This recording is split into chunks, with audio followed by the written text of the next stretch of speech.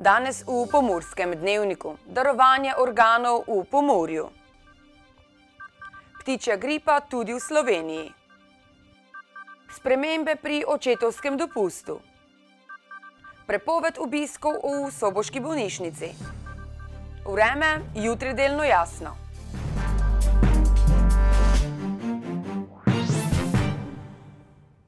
Gledalke in gledalci, lepo pozdravljeni v Pomurskem dnevniku.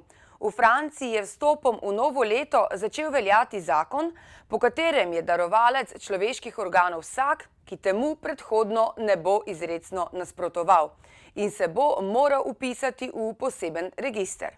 Pri nas pa še zmeraj velja načelo pristanka na darovanje.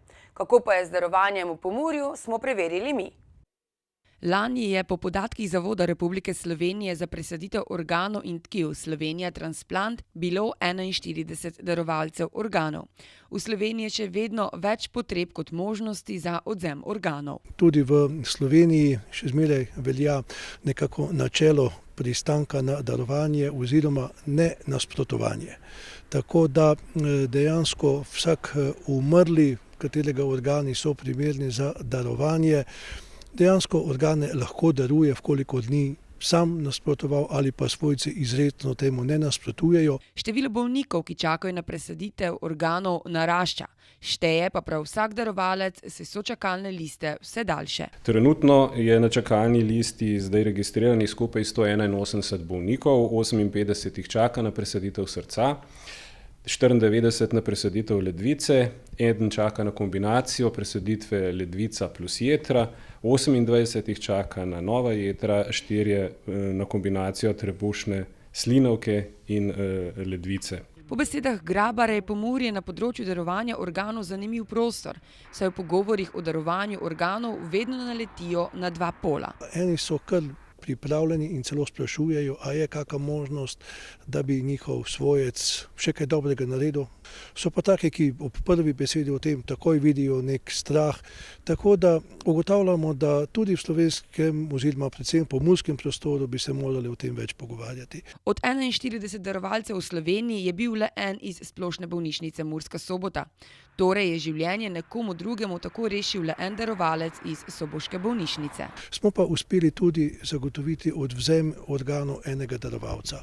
Res je, moramo priznati, da nekako v našem področju niti ni bilo takih primerov, kjer bi se lahko kar konkretneje pogovarjali. V tem enem primeru smo pač uspeli speljati stvari tako daleč tudi za diagnostiko možganske smrti, da smo pač nažalost uspeli ugotoviti le, da je pacient mrtev, da ni več pomoči in smo se takrat svojci tudi uspeli pogovoriti o tem, da niso nasprotovali odvzemu organov. Darovanja pred smrtjo je zelo malo. Tu je govora namreč o živih darovalcih, ki bi lahko darovali en del parnega organa, kot so ledvice ali pa del jeter. Medtem, ko je trend mrtvih darovalcev svoj vrh dosegel leta 2015. Lani smo imeli pa kar precejšen upad, je bilo pa darovalcev znatno manj. V bistvu tukaj ne morete iskati takoj jasnih vzrokov, zakaj to je, to še analiziramo. To gre ponavadi eno leto več, eno leto manj. Nekako je povezan s tem tudi, koliko je prometnih nesreč, pa koliko je zaznanih potencialnih darovalcev v drugih internističnih intenzivnih terapijah. V Sloveniji je največ primerov, ko se za darovanje organov odločijo svojci, kar lahko storijo, tudi če se preminuli v času življenja ni opredelil za donorja.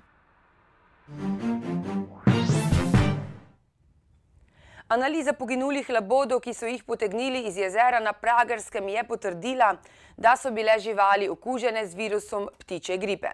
Pragersko so tako razglasili za ogroženo območje. Ob jezeru v Pragerskem so pred dnevi našli 3 poginule labode, za katere se je včeraj izkazalo, da so bili okuženi s ptičjo gripo. Gasilci so zato včeraj obveščali ljudi, da so bili labodi okuženi in da naj svoje živali imajo zaprte, če pa najdejo laboda, naj se jim ne približujejo. Zdravo. Obvestiti vas moramo samo, da je bila ptičja gripa tukaj potrjena pri teh mrtvih labodih, tako da odsvetujemo gibanje okoli ribnika, pa domače živali ne bodo tam stanjali. Hvala. Srečno, adijo. Ker gre za bolezen, ki se lahko prenese s prosto živečih ptic na perutnino in ptice v ujetništvu, se je včeraj sestalo Državno središče za nadzor bolezni in sprejelo sklep, da se na območnih uradih Maribor, Ptuj, Murska Sobota, Celje in Novo mesto perutnino in ptice v ujetništvu zadržuje v zaprtih prostorih oziroma na način, da se prepreči stik s prosto živečimi pticami, predvsem vodnimi, ter krmi in napaja v zaprtih oziroma pokritih prostorih. Lani se je začelo postopno preoblikovanje neplačanega očetovskega dopusta v plačanega. In sicer se lahko vsako leto 25 dni neplačanega dopusta preoblikuje v 5 dni plačanega očetovskega dopusta. Od letošnjega 1. januarja so očetje upravičeni do 50 koledarskih dni očetovskega dopusta, da bodo pomagali mami negovati in varovati novega družinskega člana. Od tega jih je 25 plačanih, zato bodo prejeli očetovsko nadomestilo, preostalih 25 dni pa bo država plačala prispevke za socialno varnost. Do očetovskega dopusta je upravičen oče novorojenčka, ki prvič uveljavlja pravico do očetovskega dopusta. Plačane dneve očetovskega dopusta po novi ureditvi pa lahko uveljavljajo tudi očetje otrok mlajših od 3 let, ki še niso v celoti izkoristili neplačanega dela očetovskega dopusta, tudi če so v letu 2016 že pridobili pravico do 5 plačanih dni. Če so jih že izkoristili, bodo imeli možnost izrabiti še 5 dni. Če pa teh 5 plačanih dni še niso izkoristili, pa bodo lahko izrabili 10 dni v strnjenem nizu. Za tiste očete, ki imajo otroka starejšega od 3 let, pa nova ureditev ne velja, saj pravice do neplačanega dopusta, ki se jo preoblikuje v plačani dopust, več nimajo oziroma je ne morejo uveljavljati. Očetovski dopust se uveljavlja na Centru za socialno delo z vlogo. Center prizna pravico do očetovskega dopusta z odločbo. V vlogi pa še ni potrebno navesti datuma izrabe dopusta. Po izrabi namreč oče sporoči datume na Center za socialno delo zaradi izplačila nadomestila. Sezona gripe in drugih respiratornih okužb se je tudi pri nas že začela, čeprav primerov gripe za zdaj še ni veliko. Na Nacionalnem inštitutu za javno zdravje priporočajo cepljenje proti gripi, opozarjajo pa tudi na nujne higienske ukrepe. V Sloveniji že približno mesec dni zaznavajo posamezne primere obolenj, katerih povzročitelj je virus influence.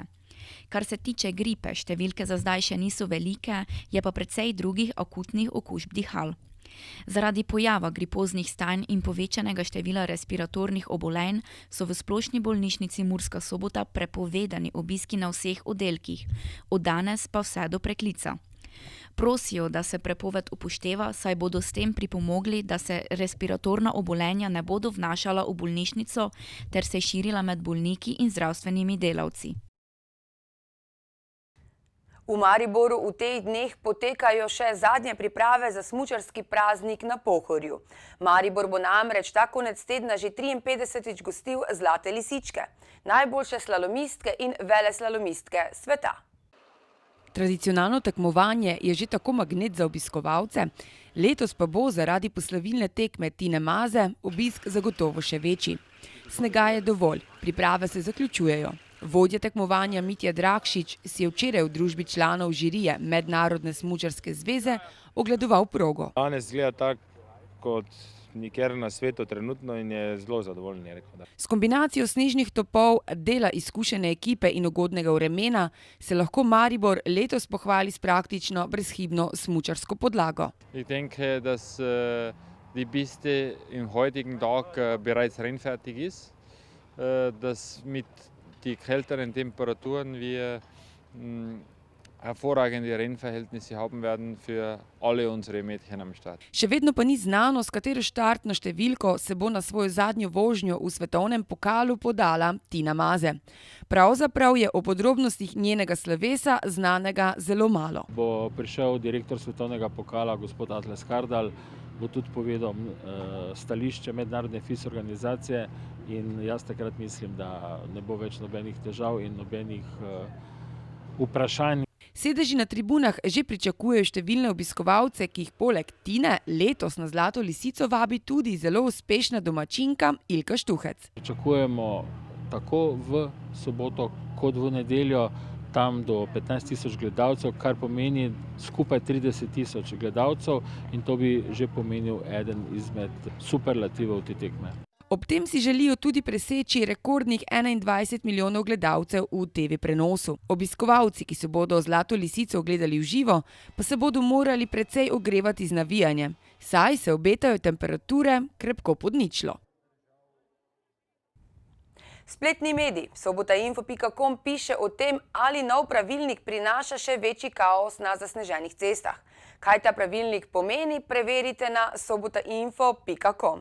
Mi pa si poglejmo še kratke novice.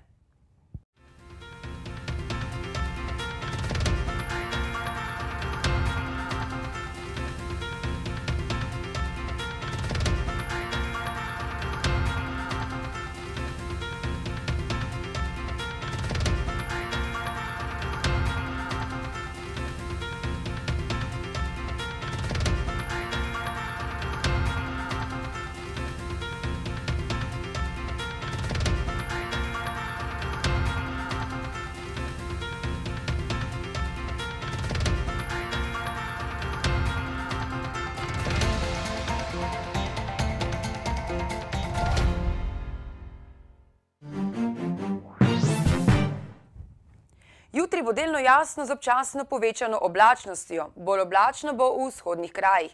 Pihal bo okrepljen severni veter. Več o vremenu pa v vremenski napovedi.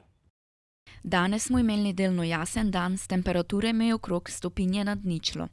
Opoldne ste v Lendavi namerili stopinjo pod ničlo, v Krajinskem parku Goričko, Radencih in Murski Soboti pa so se termometri ustavili na ničli. Jutri bo delno jasno z občasno povečano oblačnostjo. Bolj oblačno bo v vzhodnih krajih. Pihal bo okrepljen severni veter, na Primorskem šibka do zmerna burja.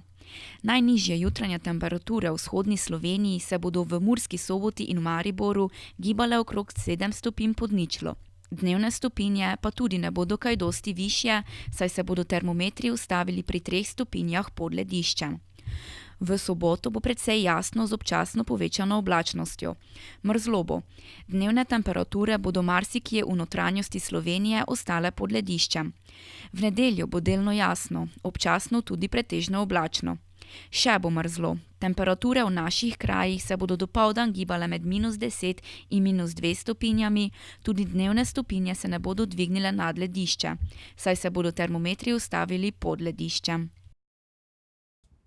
Toliko smo vam pripravili v današnjem Pomurskem dnevniku. Za več informacij obiščite našo spletno stran www.tvideja.si. Nasvidenje do jutri.